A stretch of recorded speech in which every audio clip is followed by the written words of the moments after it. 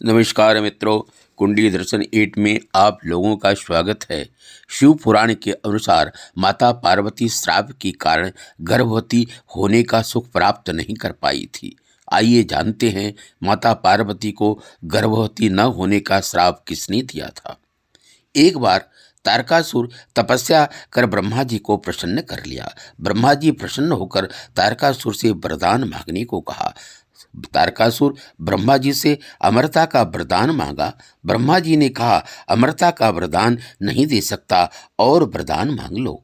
तारकासुर ने फिर कहा, आपके द्वारा बनाया गया कोई भी प्राणी मुझे न मार सके और दूसरा वरदान वह दीजिए, दुनिया में मुझसे ज्यादा शक्तिशाली कोई न हो।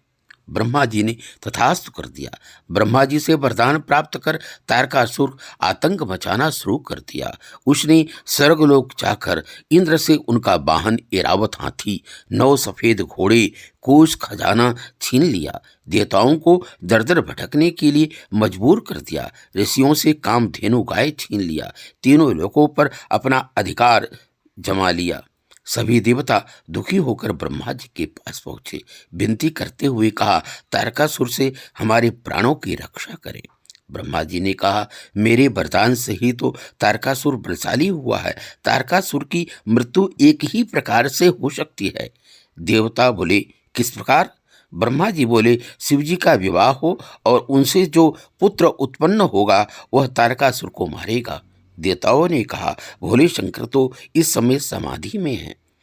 देवताओं, एक काम करो, आप समाधि भंग कर दो, मैं उनका विवाह करा दूंगा, ऐसा ब्रह्मा जी ने कहा। देवताओं ने स्वीकार कर लिया। सभी देवता तैयार हो गए।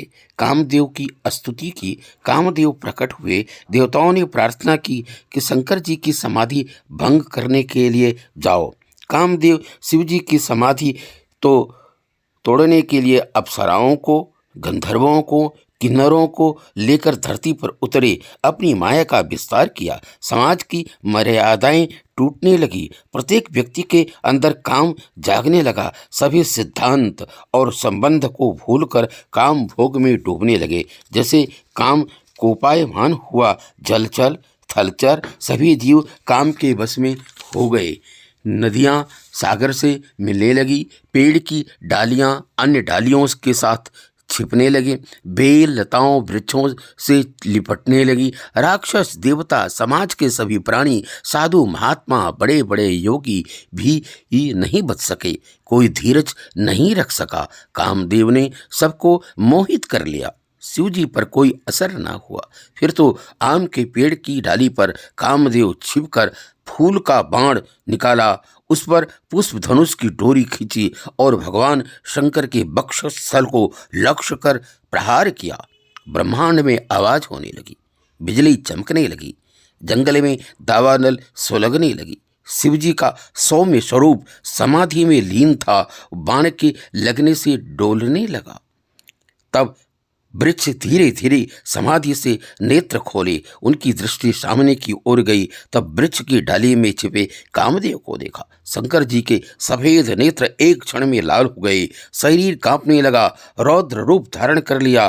तुलसी जी कहते हैं, तब शिव तीसरा नेत्र उघारा।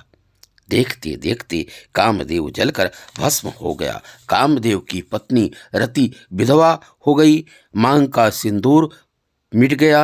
रोती बिलखती बाल खोलकर शिव जी के पास आकर सिर पीटने लगी। मेरे पति को जला दिया, मुझे विधवा कर दिया।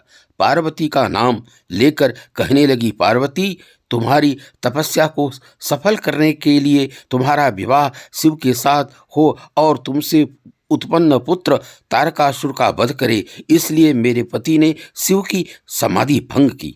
तुम्हारी वजह से मैंने न सिर्फ अपने पति को खोया बल्कि मां बनने का सुख भी खो दिया। उसके बाद सती उसके बाद रति ने अपने पति की राख हाथ में लेकर माता पार्वती को श्राप दिया कि जिस तरह मां बनने का सुख मैंने खोया है, उसी तरह पार्वती को श्राप देती हूं कि वह कभी भी गर्भवती नहीं होगी। मित्रों, अभी आप लोगों ने सुना माता पार्वती को कामदेव की पत्नी रति ने गर्भवती न होने का श्राप दिया। अच्छा लगे तो लाइक सब्सक्राइब करें। धन्यवाद।